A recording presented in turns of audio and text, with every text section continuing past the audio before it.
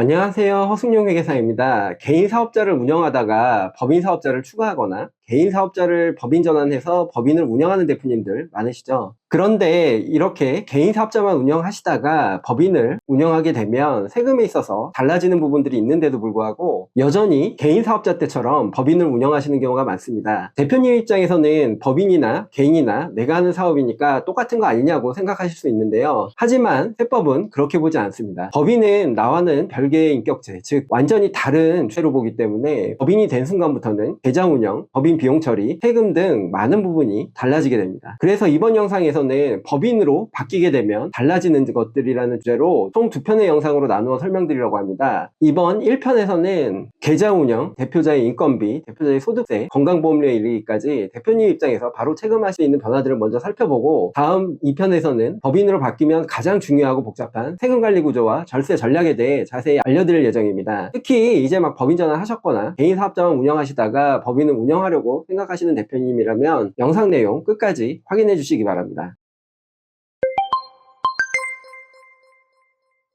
본격적인 설명에 앞서 개인 사업자와 법인의 가장 핵심적인 차이점 하나를 먼저 짚고 넘어가겠습니다. 바로 법인은 대표님 개인과는 전혀 다른 법인격을 가진 인격체라는 점입니다. 그런데 이 차이를 제대로 인지하지 못하고 여전히 개인 사업자처럼 법인을 내 사업이라고 생각하면서 운영하시는 경우가 정말 많습니다. 실제로 법인을 처음 설립한 대표님들과 상담하다 보면 어차피 법인도 내가 만든 회사니까 법인 돈도 내 돈이나 다름없지라고 생각하시는 분들이 의외로 많으신데요. 하지만 세법에서는 이게 전혀 다르게 작동합니다. 개인 사업자일 때는 사업체가 곧 대표자 개인이었지만 법인인 경우에는 대표자는 법인과 다르다는 점을 명확히 구분해야 한다는 것, 이게 바로 오늘 설명드릴 핵심의 출발점입니다. 자, 이제 본론으로 들어가서 법인을 운영하게 되면 가장 먼저 바뀌게 되는 부분, 첫 번째 바로 계좌 관리 방식입니다. 개인 사업자의 경우 계좌 사용에 특별한 제한은 없습니다. 개인 계좌에 들어온 돈을 사업 관련 비용으로 써도 되고 개인적인 지출에 사용해도 문제가 되지 않는데요. 다만 개인적인 지출은 사업 관련 비용 처리나 부가세 공제에 반영되지 않도록 주의만 하면 됩니다. 물론 복식후기 의무자가 되면 사업용 계좌 등록 의무가 생기고 매출대금 회수나 인건비, 임차료 등을 사업용 계좌를 통하지 않고 처리하면 사업용 계좌 미사용 가산세가 부과될 수는 있습니다. 하지만 이 역시 생활비 같은 사적 지출을 사업용 계좌에서 했다고 해서 불법은 아닙니다. 하지만 법인은 완전히 다릅니다. 법인은 대표 개인과 완전히 별개인 인격체이기 때문에 법인의 자금은 오직 법인의 사업 목적에 한해서만 사용해야 하는데요. 만약 대표이사가 개인적인 용도로, 예를 들어 개인의 부상환이나 부동산 구입, 생활비 등을 목적으로 법인 계좌에서 돈을 인출한다면 그건 두 가지 방식으로 세금 문제가 발생할 수 있습니다. 첫 번째는 법인이 대표에게 돈을 빌려준 것으로 보고 세법상 인정이자라는 것을 계산을 해서 법인의 수익으로 반영해야 되는데요. 그 이자율은 보통 일반적으로 4.6%입니다. 즉 법인은 이자 수익을 계산해서 법인세를 더 내야 하고 대표이사는 이 이자 금액만큼을 근로소득으로 간주당하게 되고 여기에 대한 소득세를 납부해야 됩니다. 또 두 번째로는 개인적인 용도의 법인자금 인출 금액이 대표이사의 급여로 간주되는 경우에는 법인은 해당 금액을 비용 처리하지 못하고 이 금액에 대해서는 대표이사 개인에게 그대로 소득세가 부과됩니다. 법인을 처음 설립하고 운영하시는 대표님들 중에는 법인 계좌를 마치 본인 계좌인 것처럼 사용하시는 경우가 의외로 많습니다. 하지만 법인의 자금은 철저히 사업 목적에 한해서만 사용이 가능하다는 점 꼭 기억하셔야 합니다. 자칫 잘못하면 앞서 말씀드린 것처럼 인정이자나 급여관 등과 같은 복잡한 세금 문제로 이어질 수 있다는 점 유의해 주시기 바라고요. 더 나아가선 법인 자금에 대한 횡령 문제로까지 이어질 수 있다는 점 꼭 기억해 주시기 바랍니다. 법인으로 바뀌게 되면 달라지는 것 두 번째는 비용 처리입니다. 개인 사업자나 법인 사업자나 비용 처리의 대전제는 사업 관련성입니다. 개인 사업자나 법인의 비용 처리는 기본적으로 사업과 관련된 일인 경우만 비용 처리가 가능하다는 공통점이 있는데요. 하지만 세부적으로 보면 크게 달라지는 부분이 있습니다. 가장 대표적인 것이 바로 대표자의 인건비 처리입니다. 개인 사업자의 경우 대표자의 인건비는 소득세 신고 때 비용으로 인정되지 않습니다. 따라서 개인 사업자의 경우 대표자의 급여나 퇴직급여를 따로 비용 처리하지 못하는데요. 하지만 법인의 경우 대표이사의 급여나 퇴직금 같은 인건비가 법인세 신고 시 법인의 비용으로 처리가 가능합니다. 특히 퇴직금의 경우에는 다른 소득과 합산되지 않고 별도로 소득세가 계산되고 단기간에 걸쳐 형성되는 소득인 점을 고려해서 정식적으로 낮은 소득세율이 부과되고 건강보험료도 부과되지 않는다는 특징이 있습니다. 이러한 특징으로 인해 개인 사업자에는 없는 법인 대표이사의 인건비와 대표이사와 퇴직금 비용 처리가 나중에 설명드릴 법인세 절세와 법인자금을 개인화하는 데 있어 핵심적인 역할을 하게 된다는 점 알아두시기 바라고요. 특히 급여와 퇴직금을 어떻게 설정하느냐에 따라 법인세와 법인자금을 개인화하는 데 발생하는 소득세가 장기적으로 크게 달라질 수 있기 때문에 법인을 운영한다면 가장 신경 써야 하는 부분이라는 점 꼭 기억해 주시기 바랍니다. 특히 법인 대표이사의 급여나 퇴직금 비용 처리로 인해 똑같은 매출과 비용이 발생하는 경우라고 하더라도 개인사업일 때 소득보다 법인의 소득이 낮아지게 된다는 점도 참고해 주시기 바랍니다. 다만 법인의 대표이사를 포함한 임원의 상여, 퇴직금 등은 무조건 인정되는 것이 아니라 정관이나 또는 정관의 위임을 받은 주주총회 결의에 따른 상여 및 퇴직금 규정에 따라 적법하게 지급되는 경우에만 법인의 비용으로 인정될 수 있다는 점 유의해 주시기 바랍니다. 바로 이 대표이사 인건비로 인해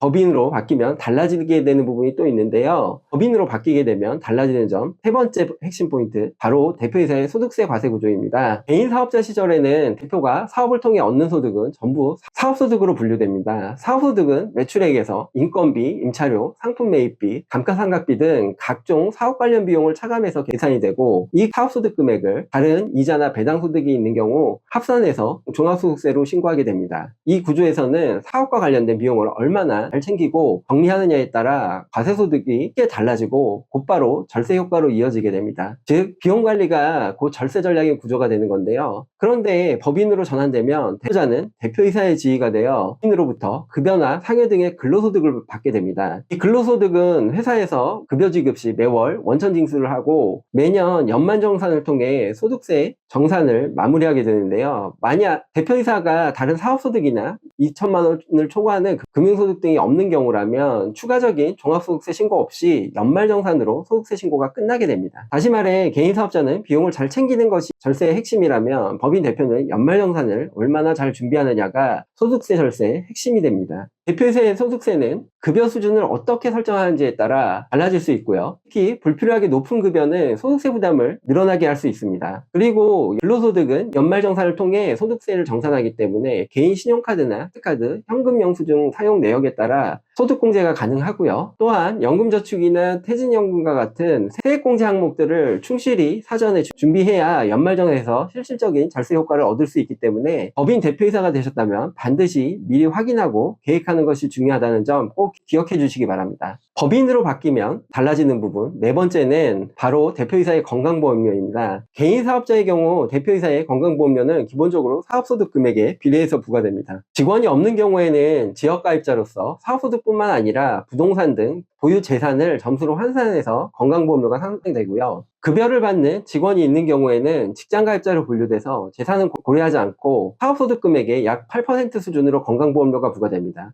이처럼 개인사업자는 매년 발생하는 소득과 보유하고 있는 재산 따라 건강보험료가 정해지고 이를 줄이거나 다음 해로 미루는 것은 거의 불가능합니다. 기본적으로 매년 신고되는 사업소득 등에 대한 소득 금액이 반영되어 건강보험료가 부과되기 때문에 매년 발생하는 소득에 따라 건강보험료를 납부해야 하고 건강보험료 납부를 다음 해로 미루거나 줄일 수 있는 방법은 크게 없습니다. 하지만 법인으로 바뀌게 되면 대표이사는 근로소득자, 즉 직장가입자로 분류가 됩니다. 법인으로부터 급여를 받게 되고 이 급여에 대해 건강보험료를 약 8%를 부과받게 되는데요. 이 중 절반은 법인이 그리고 나머지 절반은 대표이사가 본인의 급여에서 부담하게 됩니다. 즉 개인사업자가 전액 부담하는 구조와 비교했을 때 건강보험료 본인 부담이 반으로 줄어드는 효과가 생기게 되는 건데요. 게다가 지역가입자와 달리 보유재산에 대한 건강보험료 부담도 없습니다. 이 점은 특히 부동산과 같은 건강보험료가 부과되는 재산을 보유하고 있는 대표님들께 유리하게 작용할 수 있습니다. 그리고 법인에서 받는 급여를 줄이거나 소액으로 설정할 경우 건강보험료도 함께 줄어들게 되는 구조입니다. 반면 앞서 말씀드린 대로 개인사업자는 소득이나 재산이 있는 한 조정의 여지가 거의 없는데요. 만약 대표이사가 법인으로부터 받는 급여 외에 다른 소득 금액에서 2천만 원을 공제한 금액의 8%를 추가로 부담하게 된다는 점 참고로 알아두시기 바랍니다. 만약 대표이사가 법인으로부터 받는 급여 외에 임대소득이나 이자, 배당, 기타 소득 등과 같이 다른 소득이 있는 경우에는 소득월액 보험료가 별도로 부과됩니다. 이 경우 2천만 원을 초과하는 금액에 대해 8%의 건강보험료가 추가로 부과된다는 점 꼭 기억해 주시기 바랍니다. 오늘은